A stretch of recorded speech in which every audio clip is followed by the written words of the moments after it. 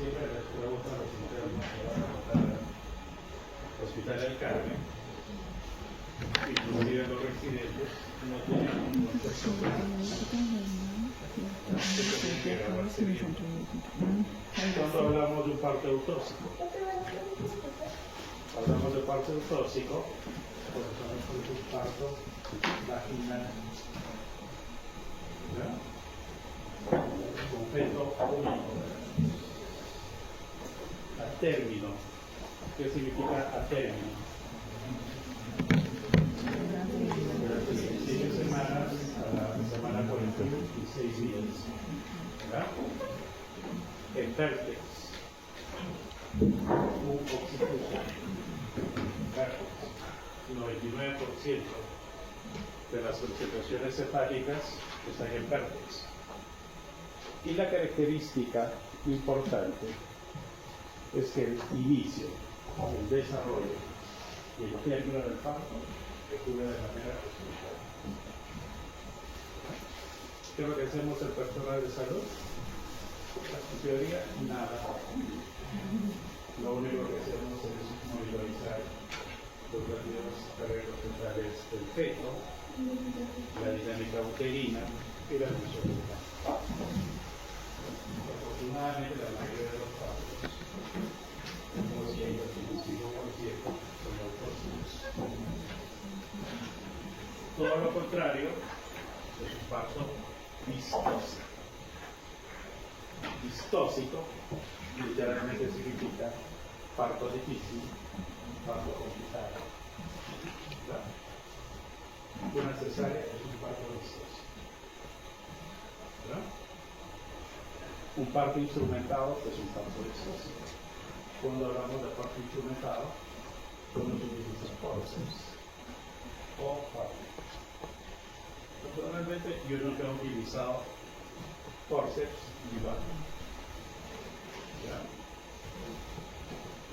Gestación múltiple, por definición.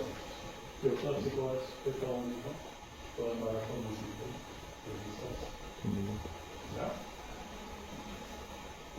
Un parto pretérmino y un parto postérmino. Pretérmino antes de las 26 semanas y postérmino de las 42 semanas en adelante. Y todas las reflexiones, es lo que vamos a comenzar a desarrollar. Una presentación podálica, una presentación compuesta, y cuando inducimos o acentuamos el trabajo de la. Lo que corresponde a inducción, vamos en la segunda clase. Continúa con. Ok. Eso es un esquema de clasificación de la distosis. Tenemos las distocias de contracción, las distocias fetales, básicamente de esta presentación, ¿verdad? Las distocias de causa maternas, la parte ósea, cuando evaluamos la pelvis, y las partes blandas del canal del parto. Ok, cuando hablamos de una dinámica uterina, es correcta. Asumo que hemos visto en la clase anterior. ¿Cuántas contracciones deben haber en 10 minutos? 3 a 5 contracciones en 10 minutos. ¿Ya? Una intensidad de 3 cruces. ¿Cómo creen que es una intensidad de 3 cruces? Presiona la mesa. Así es, dura. Una contracción, intensidad de 3 cruces, es así de dura. Presiona, y la paciente le produce dolor. Presiona su barriga. ¿Verdad? Eso es una intensidad de la cruz. O sea, vayan captando esas ideas, ¿no? Porque cuando ustedes estén evaluando una paciente, tienen que ver cómo va la intensidad de las contracciones.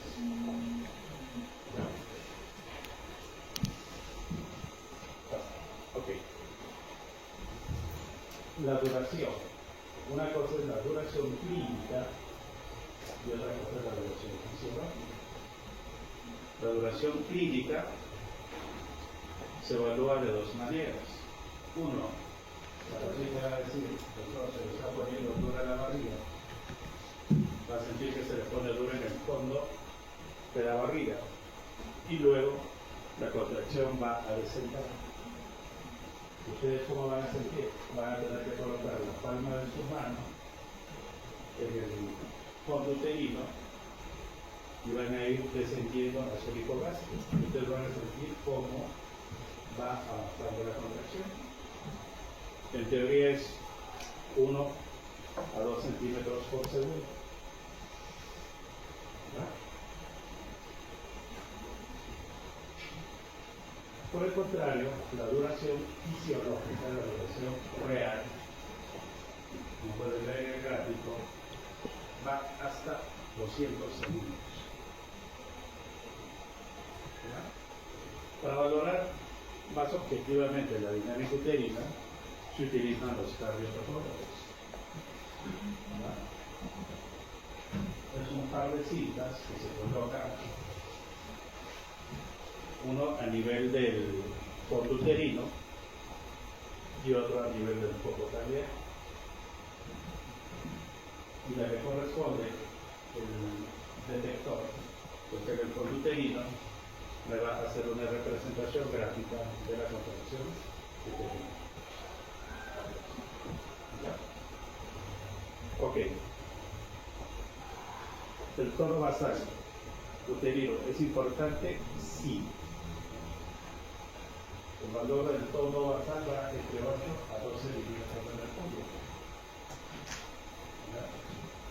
Si el tono basal se incrementa, el útero basal sube.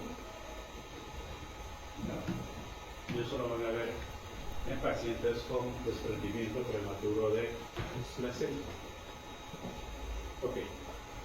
Lo siguiente, por favor. Entonces,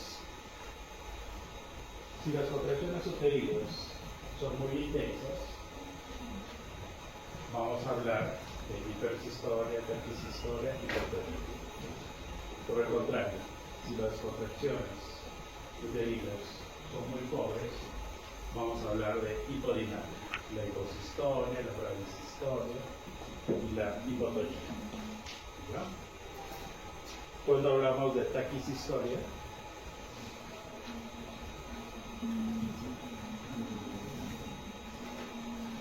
más de 5 contracciones en 10 minutos. ¿Ya? La siguiente, por favor. Ok. Esos valores, pues todo lo contrario de los valores normales de los trabajos de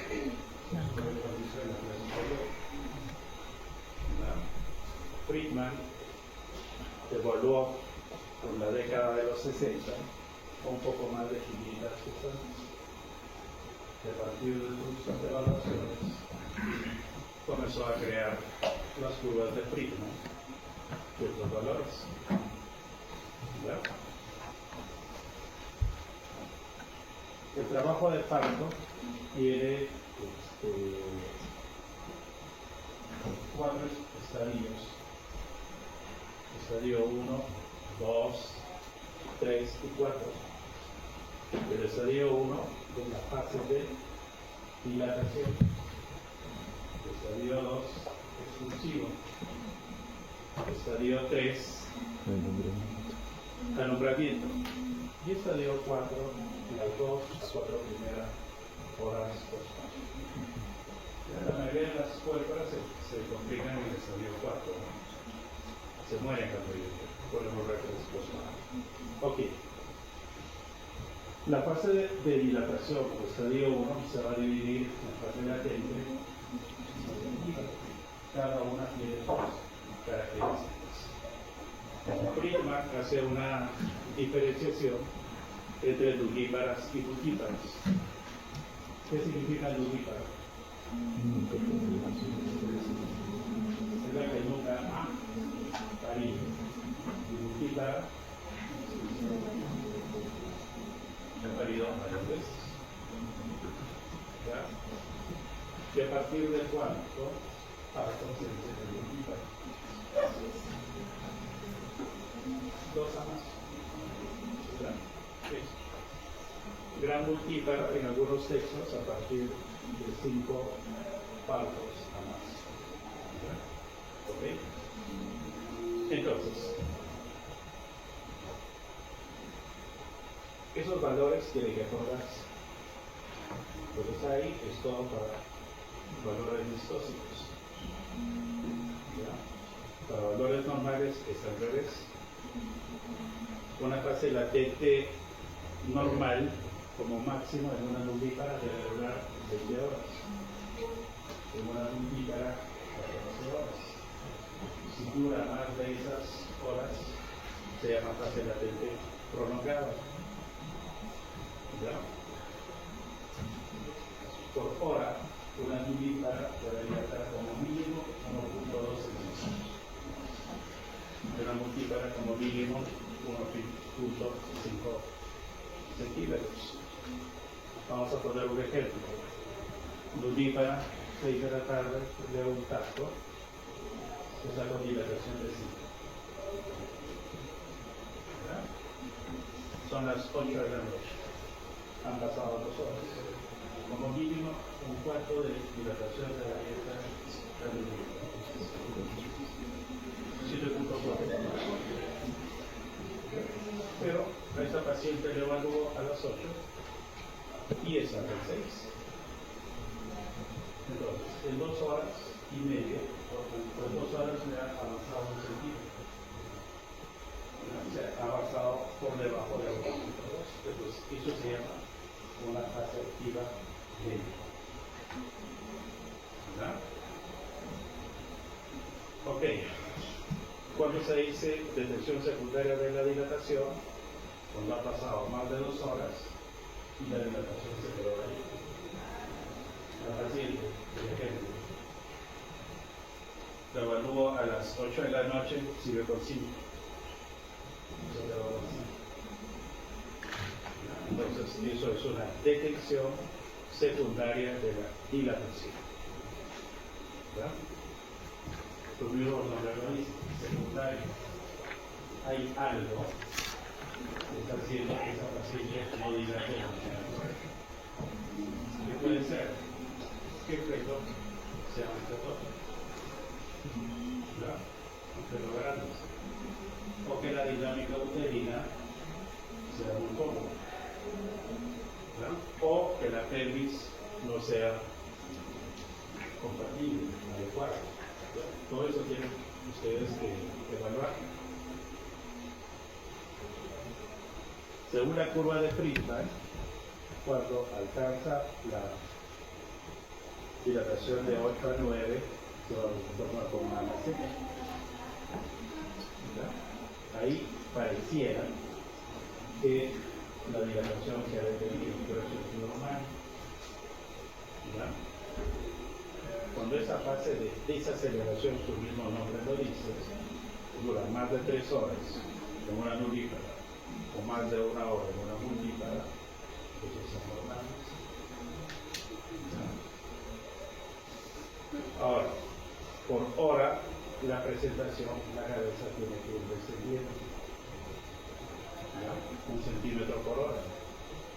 Y nuestra paciente del ejemplo, a las 6 de la tarde, temperatura de respiración a los 2. Se supone que a las 8 de la noche debería estar en 0. Eso no es normal. ¿Ya? Le evalúo, ¿ya? Pero es el menos 1. Lo mismo, tengo que preguntarme por qué no están enseñando la presentación. Porque el oído es muy grande, las operaciones son muy pobres, o la pelvis no es adecuada. ¿Ya? La misma paciente, la evalúo. 6 de la tarde, menos 2, le evalúo 8 de la noche, sigue el menos 2. Se detuvo el descenso de la presentación. Lo mismo, tengo que preguntarme lo mismo. ¿Por qué no está descendiendo esa presentación? ¿Ya? Ok. Y el parto precipitado, ¿ya?, es cuando todo el proceso del trabajo de parto, entre la dilatación hasta el expulsivo de una mulita, dura 2 horas y de una mulita menos de 1 hora. Esos valores se han ido modificando. ¿Verdad? Ok. Friedman toma en cuenta de que la fase activa es a partir de 4 centímetros de dilatación. ¿Verdad? Pero no todas las pacientes con dilatación de 4 están en fase activa, solo el 50%. Con dilatación de 5, el 75% está en fase activa, y con dilatación de 6, 89 a 93% está en fase activa. Fíjense, todo eso se ha ido modificando. ¿Verdad?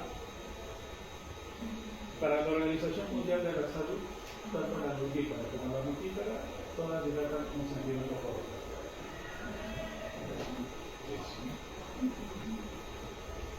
Ok, la siguiente pregunta. Entonces, luego tenemos las distocias de presentación. ¿Qué es la presentación? Es cuando la parte del feto se presenta en el estrecho superior. 95% de las presentaciones son cefálicas, 4% orálicas y 1% transversas. Continuamos. Lo siguiente. La figura A es la presentación de Vertex u occipucha, que es la normal, 99%. ¿Qué diámetro se presenta al estrecho superior? Eso siempre preguntan. ¿Qué diámetro se presenta al estrecho superior y cuánto mide? Muy bien. El suboccipito presmático, 9.5 centímetros. La figura B es una deflexión de pregma o deflexión de primer grado o de primer tipo. Los deditos están mirando de frente. ¿Ya? ¿Qué diámetro se presenta en el centro superior? Es el occipito frontal. ¿Cuánto mide? 12 a 12.5 centímetros. La mayoría se va a corregir. No se va a convertir en tal. Entonces, ¿qué creen que ustedes, qué creen que hace que un feto esté en presentación de pregma? Una causa objetiva.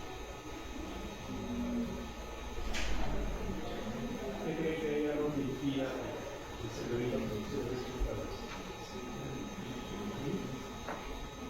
Un color o un tumor en el cuello, un limoma, por ejemplo. ¿Ya? En el gráfico C es una deflexión de segundo grado o de frente. ¿Qué diámetro se va a presentar al estrecho superior? ¿De cuánto mide? 13.5, pero ¿qué diámetro? El occipito mentoniano o mento-occipital. Todo esto. Entonces, ahí el bebito no va a crecer. Y esa es indicación de figura. ¿Ok? La figura D es una deflexión de frente, perdón, de cara o deflexión de tercer grado. ¿Ya? ¿Qué diámetro se va a presentar al estrecho superior?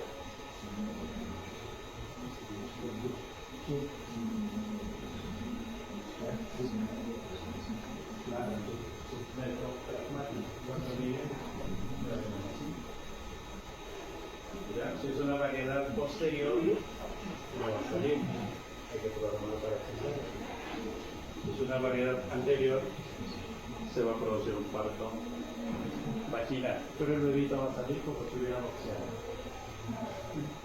Todo queda pesado. seguimos. ¿Verdad? Ok.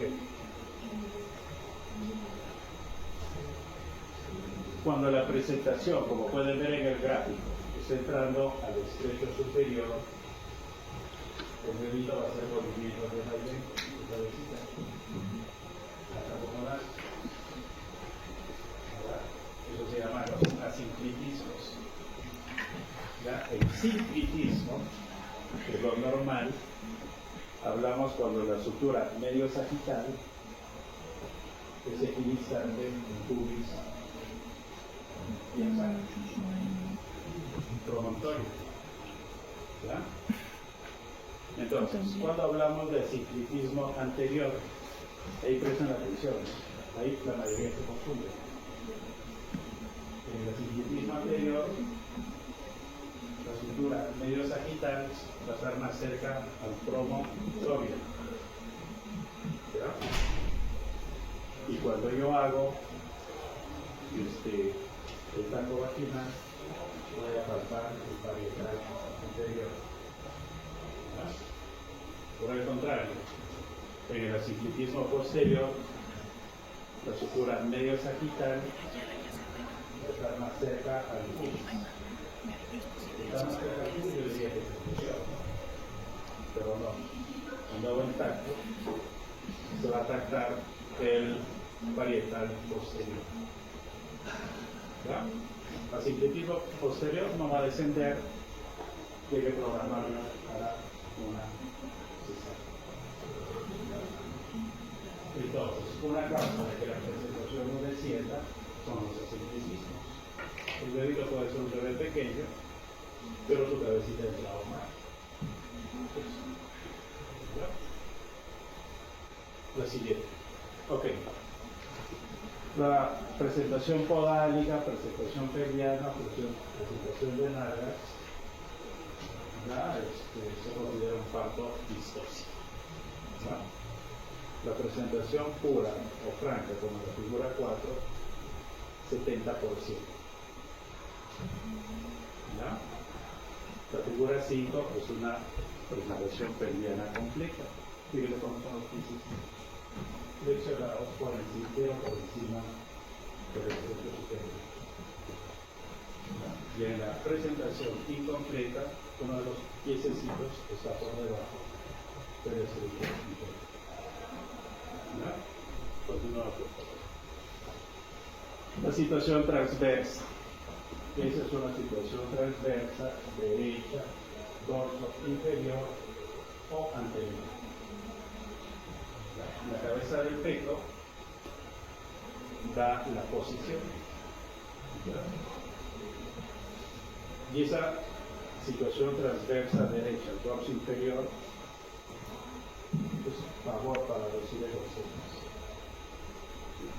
Cuando se hace el corte durante la cesárea, se corta el útero, uno mete su mano y se va a encontrar con la espalda del bebé. Entonces uno tiene que saber hacia dónde uno tiene que deslizar la mano para coger los pies del bebé y de ahí sacar al dedito la presentación podálica. Por esa maniobra es dramática. Se puede fracturar uno o los dos fémures. Y si la paciente está perdiendo el líquido, el útero lo va a comprimir el dedito lo está atrapado. El líquido amniótico actúa como un lubricante. Pues, lo siguiente, por favor. Una presentación compuesta. ¿Ya? Cuando la manito del bebito está por delante de la cabeza. Ustedes le cogen el dedo del bebito va a mover sus deditos. E inclusive les va a coger el dedo. ¿Ya? Lo que deben tener en cuenta es que no toda presentación compuesta va a ser vistosa. Cuando yo hablo de una presentación compuesta vistósica, es cuando esa presentación compuesta va a impedir que el bebito descienda. O me va a impedir que la dilatación progrese. Pero como en el gráfico ustedes están viendo que ese bebito está por nacer, a pesar de que es una presentación compuesta, en teoría no ha sido un parto vistoso. Salvo que la paciente ya haya inducido el parto o le haya acentuado el parto. Eso debe tenerlo en cuenta. Continuamos. Ya, si la situación transversa, parte inferior, una pesadilla para los pacientes, la distocia de hombros es la pesadilla más horrorosa. ¿Ya? Cuando hablamos de distocia de hombros, cuando una vez que se produjo el parto de la cabeza, pasan 45 segundos y no sabemos. ¿Ya?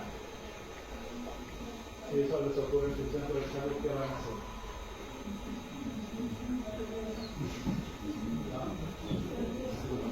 Lo primero que tienen que hacer es pedir ayuda. Recomendación: nunca atiendan el parto solo. Siempre tienen que ir acompañados de los profesionales. Entonces, lo primero, pedir ayuda. Segundo, realizar la maniobra de McRoberts. Con eso se va a incrementar el diámetro posterior en 1 o 2 centímetros. Tercero, hacer una presión suprapúbica, no de corte, es suprapúbica, para desencajar el hombro que está impactado. Tercero, meter una mano por la espalda del dedito, ¿ya? Ubicar el hombro anterior y rotarlo para que se detenga. Si con eso no puede, pues el dedito sigue, no sale, tienen que fracturar clavículas. Para reducir el diámetro bien. Y crean, no es fácil romper clavículas. La próxima vez que vaya a comer un pollo al abrazo, con su dedo, traten de romper. Y pues, de la pierna de todo. No van a poder. Es difícil. Y a veces hay que romper ambas. A pesar de que no puedan romper la clavícula, lo que van a tener que hacer la maniobra de Sabatini. Todos los movimientos capitales del trabajo de Pablo Consumo han estudiado, van a tener que hacerlo al revés. Rotación externa lo tienen que hacer al revés. Moverlo en extensión, rotación interna. ¿Ya? Tienen que desencajar y ocupar. ¿Ya? Pero todas estas maniobras y decisiones tienen que hacer en cuestión de segundos a minutos. Pasan a un minuto y ahí lo. ¿Qué van a hacer? Van a tener que resolver el resultado. ¿Ya? Y el dedito, la paciente va a llegar con el lómito, lo que se va a tener que hacer en el hospital es decapitar y hacer una cesárea a la mano para sacar el flor. Y la paciente va a tener muchísimo riesgo para infección y probablemente vaya a terminar con un insecto.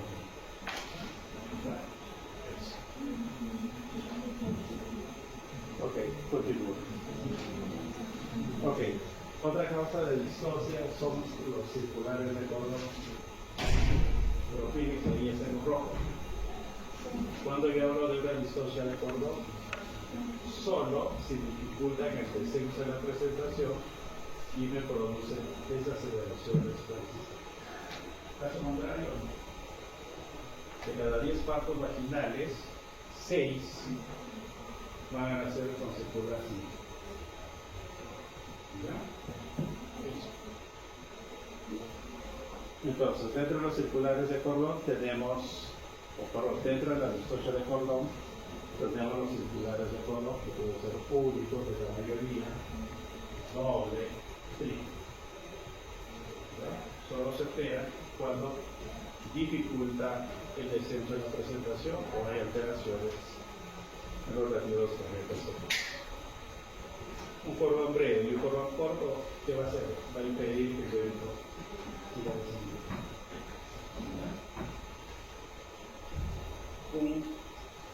Cuando hablamos de propúgito de cordón, cuando yo hago un taco, las membranas están íntegras y por delante de la presentación es el cordón.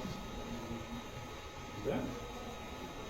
Si las membranas están rotas, se va a producir un colapso de cordón y ustedes van a ver el cordón para lastimar.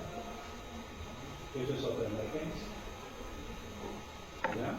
¿Qué es lo que tienen que hacerlo primero cuando ven se les produce un colapso de cordón? Están llevando a la paciente, están haciendo un pero retornan la ventana y sale el cordón umbilical. Lo primero que tienen que hacer es rechazar la presentación para evitar que la cabeza comprima el cordón umbilical.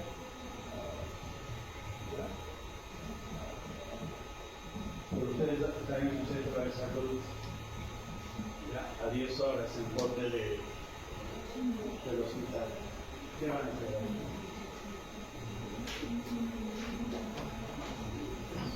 Lo que tienen que hacer es colocar a la paciente en posición para boca abajo y transferir a la paciente al hospital. No, porque si no se hace nada, eso debe pasar a una manifestación que se compuso.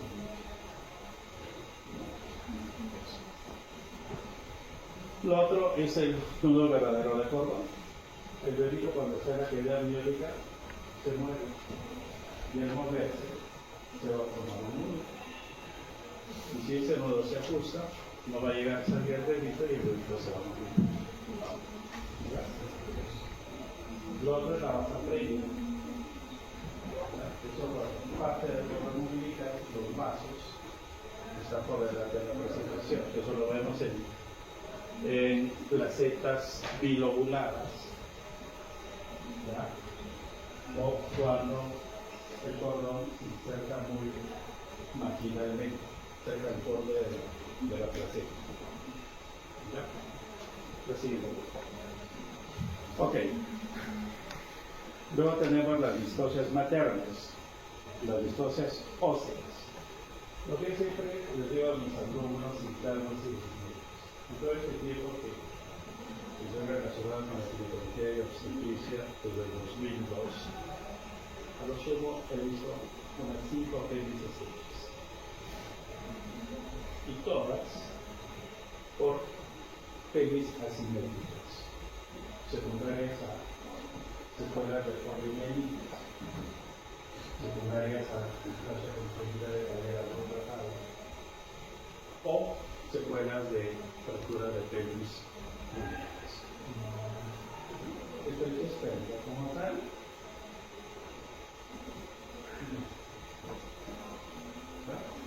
Y lo que no deben olvidar es que una pelvis se evalúa, se prueba la pelvis durante la fase activa de la mamá. ¿Qué es lo que pasa en el hospital? Llega el paciente, le hace una ecografía, ¿ya? Por ecografía le pondrán 4500 al feto, invita, no es el trabajo de parto, y la torrano a una cesárea por una grosería. Lo operan a la paciente y el bebito empezó a respiración. Fíjense, más de 1 kilo de diferencia. ¿Qué hubieran hecho con esa paciente? Uno, inducir el parto y evaluar si la presentación desciende durante la fase activa. Si en la fase activa no desciende la presentación, no dilata y recibe la programa del paciente por incompatibilidad Z. ¿Verdad? No todas las estrecheces técnicas son estrecheces técnicas, de eso no se olvide. Ahora, Dentro del canal del parto, dentro de la vagina, van a haber tumores que van a impedir que se pueda un parto vaginal. Uno puede ser un mioma avanzado. Lo otro, condilomatosis. Pero condilomatosis tamaño de una coliflor. No uno o dos granitos que tenga la paciente en la vagina o en el perine. Eso no. Condilomatosis es indicación necesaria solo cuando lo excluye el canal del parto. En términos sencillos, tamaño de una coliflor. Siguiente. Ok. Lamentablemente, las distocias van a tener complicaciones. ¿Ya? Dentro de las complicaciones maternas, traumatismos del tracto genital. ¿Ya? Desgarros perineales, tipo 3, tipo 4. Tipo 3 solo abarca, lesiona hasta el esfínter anal. Y tipo 4 cuando lesiona mucosa de recto. Y ese tipo de desgarros perineales, tipo 3 y tipo 4, que es más frecuente en distorsión.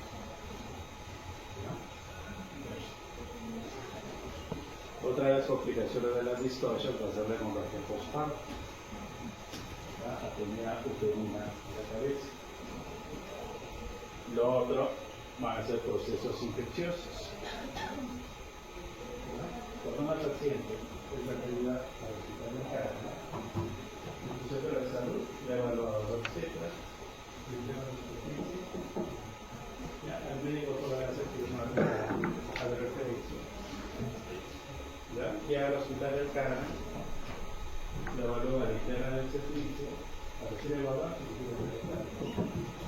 el interno de medicina, el residente de primer año, los tetras, el residente del segundo año y el médico asistente. ¿Cuántos actos vaginales van a ese momento?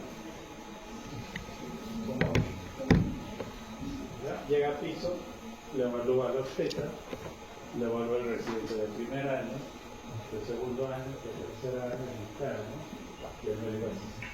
Ay, no me dijo nada, pues que yo no sabía que era mi hijo. Y Amanda me dijo sí. A mayor número de tractos vaginales, mayor riesgo de infección corporal. Por lo tanto, la paciente no va a hacer una hemorragia corporal. Si se le hizo una cesárea, una infección del siglo tratado. Y lo más probable es que termine en una histerectomía abdominal. Y si es mulípara y el bebé se murió, esa paciente no va a poder tener hijos. Ok. Cuando la cabeza está mucho tiempo en el canal del parto y no sale el bebé desapretado, entonces se va a parto obstruido,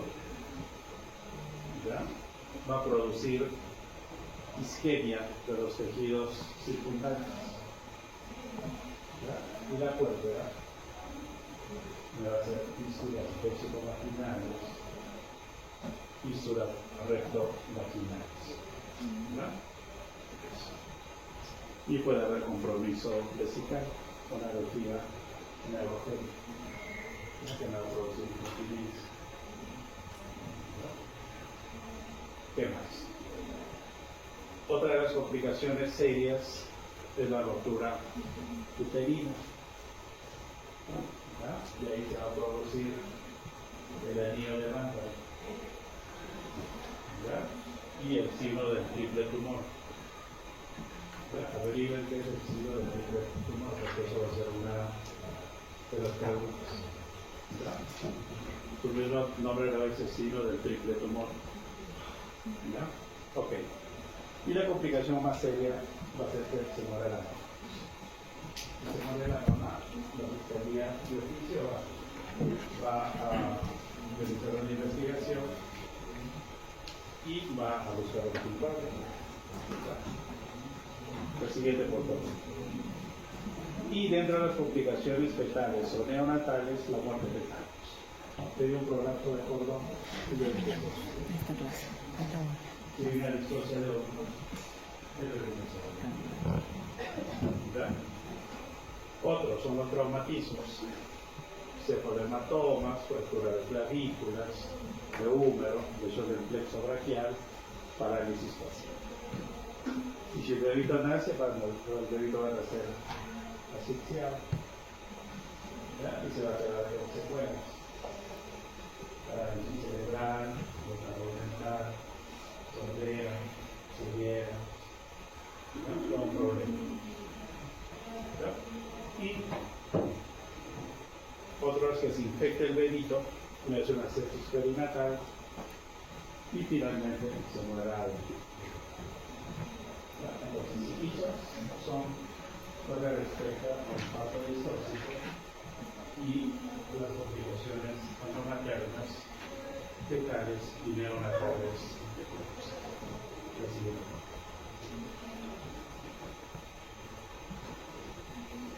Ok.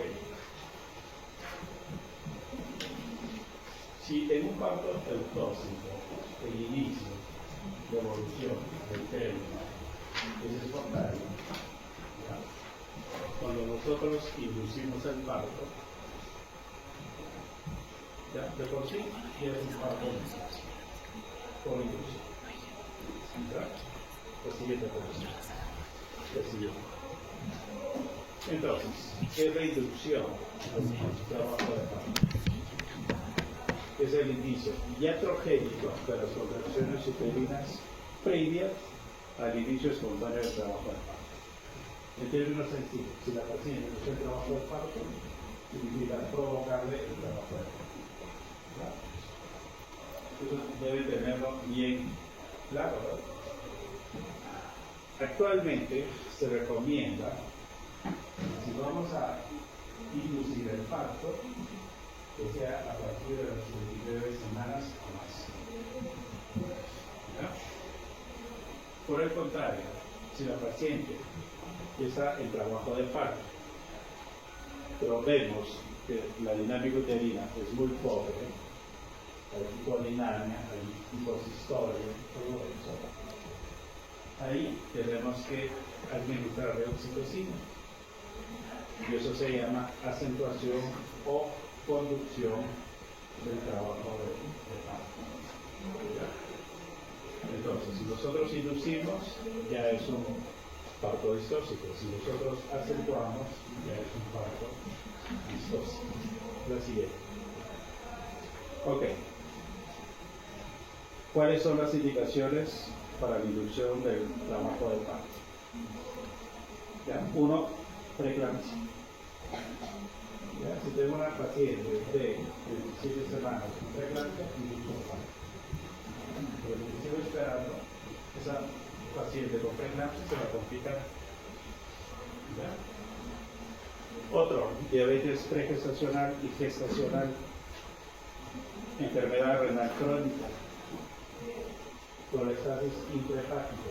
Cuando hablamos de colestasis intrahepática, o cuando hablamos de colestasis intrahepáticas, cuando la paciente va a presentar prurito, palma de manos, palma de pies principalmente, y en las noches.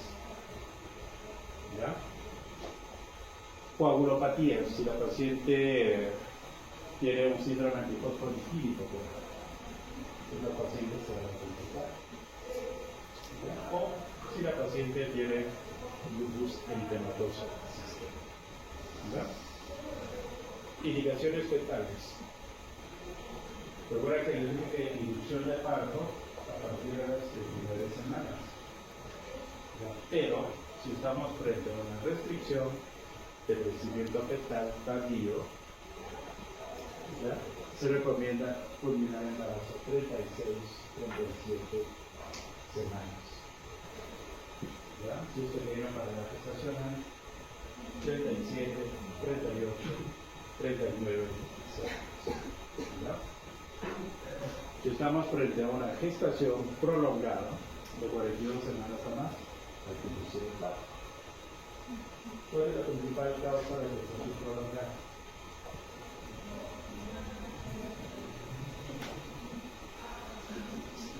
¿Cuál sería la principal causa de gestación prolongada? Es un error en la fecha última de esa es la principal causa. He calculado mal la gestación del embarazo. No es 42 semanas, sino tiene 45. Esa es la principal causa. ¿Ya? Rotura prematura de membranas. ¿Ya? Coriomiolitis, oligohidramios, estado fetal no tranquilizador, inmunización e inclusive embarazo múltiple. ¿Ya? Embarazo múltiple no es sinónimo de cesárea. Más aún si los ambos fetos están en cesárea. Continúa por favor.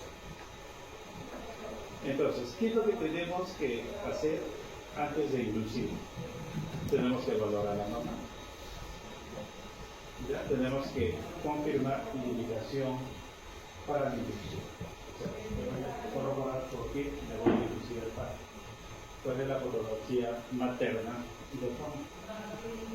Tengo que evaluar contraindicaciones. Si es una situación transversa, no le voy a inducir el parto. ¿Ya? Si la paciente ha tenido 2 cesáreas previas a más, no le voy a inducir el parto.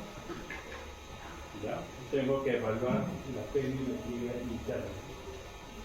Yo tengo que estar seguro de que ese feto va a poder nacer con el canal del parto de la mamá. ¿Ya? Algo muy importante, evaluar la maduración cervical. Eso a través del puntaje de Bishop. ¿Ya? Y tengo que revisar riesgos, beneficios y otras alternativas. ¿Ya? Lo que respecta al feto, de cajón, tengo que estar seguro de la gestación. Con un prematurito no le voy a inducir el parto, salvo que haya algo que nos diga o sacarlo del bebé antes del tiempo. Tengo que estimar el ponderado fetal, que es un bebote. Y la pelvis de la mamá, yo sé que ese bebito no va a nacer por ese canal de parto. ¿Ya? Entonces, no tendría sentido inducir el parto. ¿Ya? Tenemos que determinar la presentación y situación fetal. Si es una situación transversa, no lo voy a inducir el parto. Si es una presentación podálica, actualmente no se recomienda. ¿Ya? Y tengo que ver que el bebito me va a soportar el trabajo. Eso mediante un test estresante. Eso no quiere decir eso. El test estresante se administra oxitocina a la paciente y la paciente va a comenzar a presentar contracciones. 3 a 5 contracciones en 10 minutos.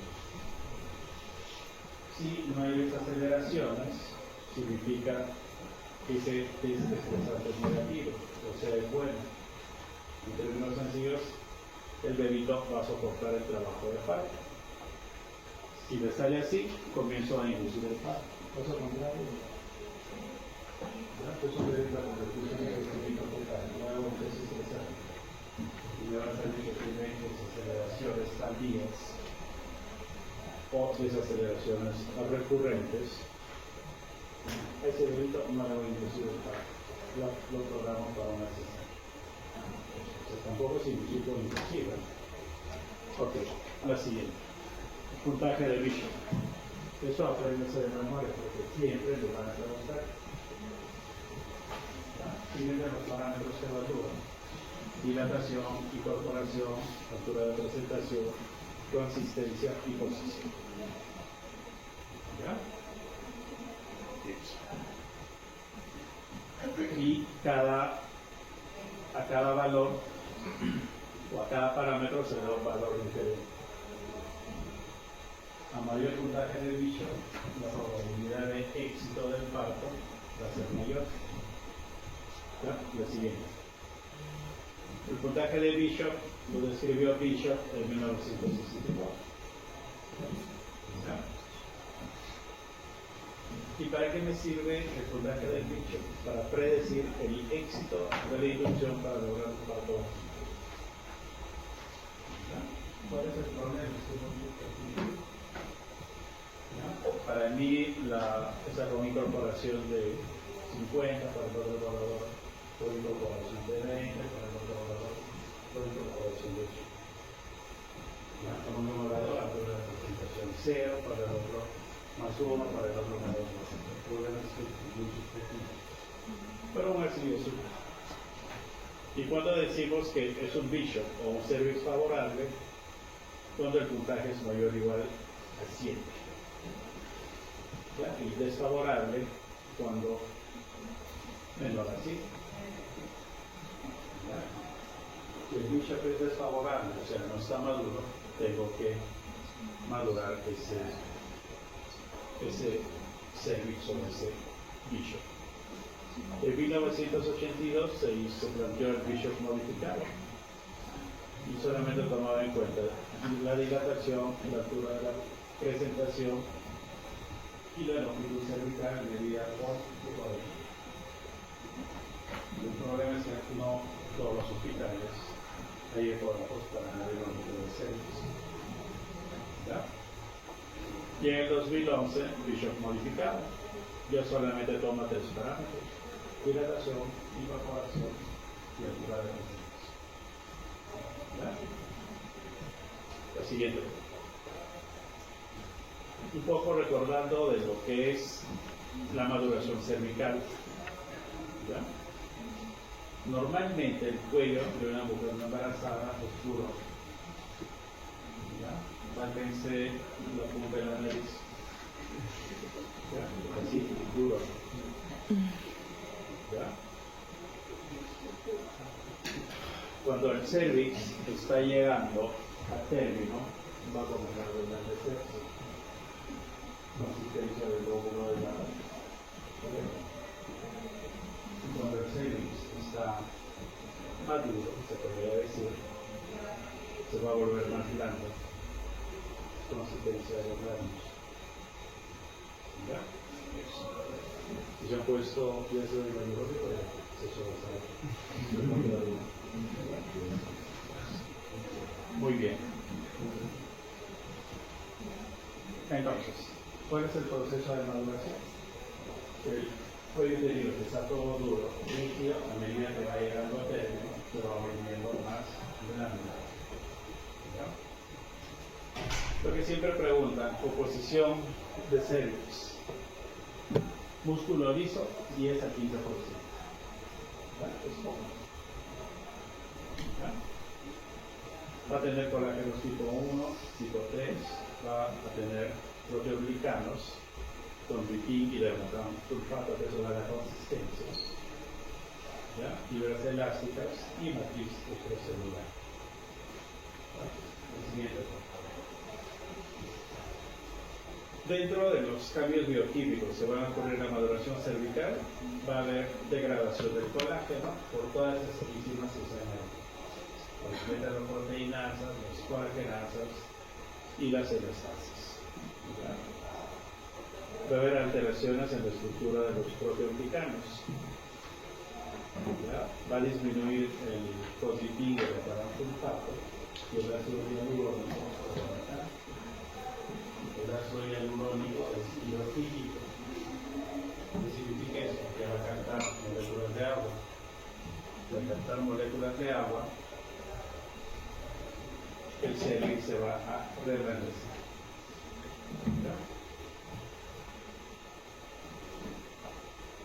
Como pueden verse ahí, aumenta la hidratación cervical debido al ácido hialurónico. Las fibras de colágeno se van a romper y va a haber una desorganización de las fibras de colágeno. Y al término, los niveles de progesterona van a disminuir. Se van a incrementar los estrógenos, se van a incrementar las prostaglandinas. Lo siguiente. Eso es lo mismo, pero es muy sencillo. Okay. ¿Cuáles son los métodos para la maduración cervical? Hay métodos farmacológicos y mecánicos. Dentro de los farmacológicos, misoprostol, ¿ya? La dinoprostona no hay acá en el mercado. ¿Ya? Oxitocina, mifepristona no hay acá en el mercado, y el hidromidazo tampoco. Relaxina tampoco. Lo único que contamos acá es misoprostol y oxitocina. ¿Ya?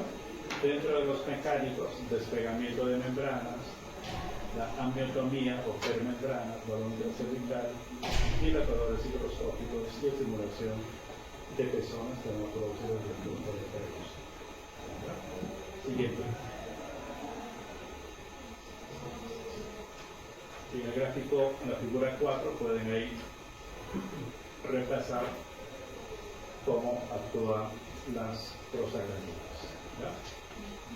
Al final, ambas van a hacer que se produzca liberación de calcio, y la liberación de calcio va a intervenir en la contracción. Siguiente. Despegamiento de membranas. Al momento de hacer el parto, normalmente el dedo me despega las membranas. Ese proceso de despegamiento ya va a producir liberación local de prostaglandina. Cuidado, no vayamos a perder membranas. Luego la amiotomía, el amniótomo rompen las membranas. Al romper las membranas, la presentación va a descender, va a contribuir en células, y eso va a producir liberación local de prostaglandina. La siguiente, balón cervical o intracervical, lo que pensamos acá es que es contrapolen.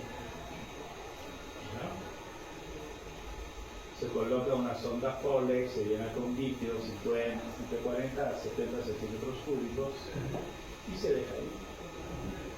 Ese balón va a ejercer presión mecánica, y eso va a favorecer la liberación de prostaglandinas.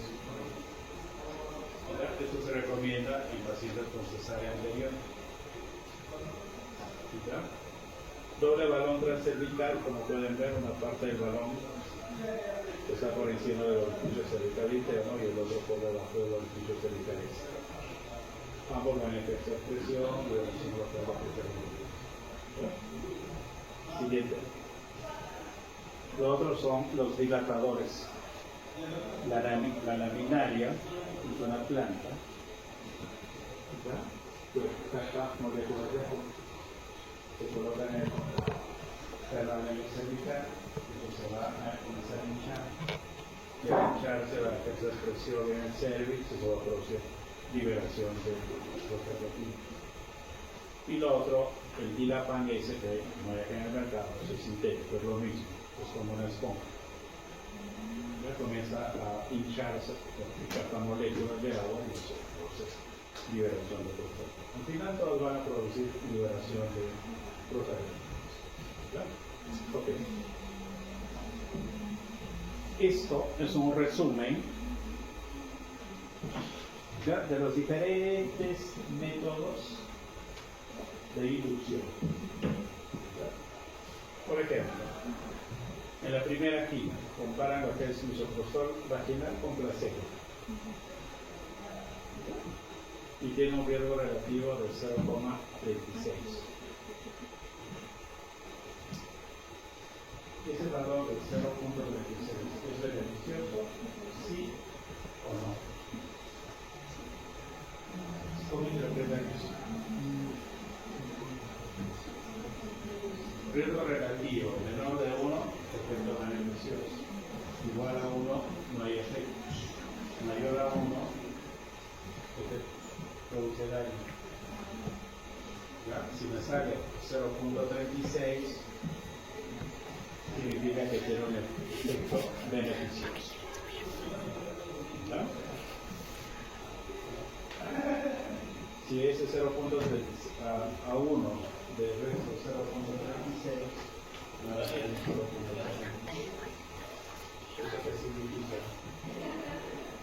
¿Ya? Que en las pacientes que le coloco misoprostol, el 67% no va a fracasar, o sea, va a tener un parto vaginal en comparación a placebo. ¿Ya? Que sí, cuando comparan el misoprostol con otras prostaglandinas, el riesgo relativo es 0.80. ¿Ya? La dinoprostona, que es la otra prostaglandina, es mucho más efectiva que el misoprostol, pero eso no hay acá en el mercado. ¿Ya? Y así, van comparando. Cuando se utiliza solo oxitocina, fíjense ahí monoterapia, su riesgo relativo 1.49. ¿Ya? Esto está por encima de 1. ¿Eso cómo lo traduzco? En pacientes en quienes yo les induzco solo con oxitocina, van fracasados en el 49% de los casos. ¿Ya? Cambia. Por ejemplo, en la parte final, oxitocina, parto con cesárea. Si solamente induzco con oxitocina, un 42% más de riesgo que es inducción y termina en cesárea. Siguiente. De ahí con catéter Foley y compara con misoprostol, parto con cesárea. ¿Ya? Cuando se coloca catéter Foley o sonda Foley, se compara con misoprostol oral en este caso. ¿Ya? La sonda Foley,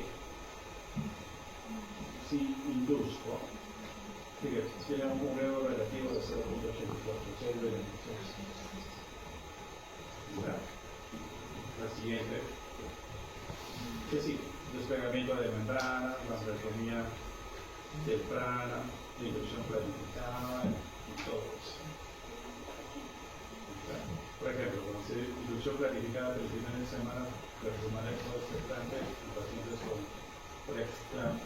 me va a reducir el 16% de que la paciente me desarrolle retraso. ¿Ya? Que sí. Continúa. Ok. Entonces, todos los métodos que hemos visto para la inducción me van a producir éxito, se van a producir 100% de los partos. No. ¿Ya?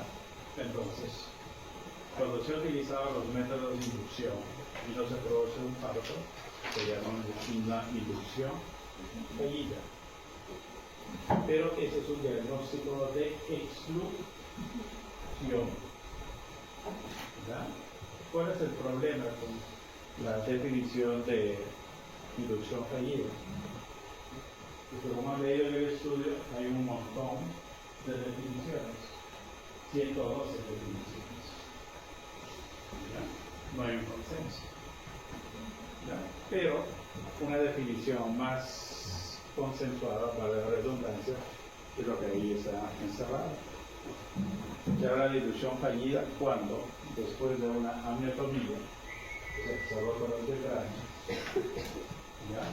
se ha administrado oxitocina por 12 a 24 horas y la paciente no llega a fase activa del trabajo.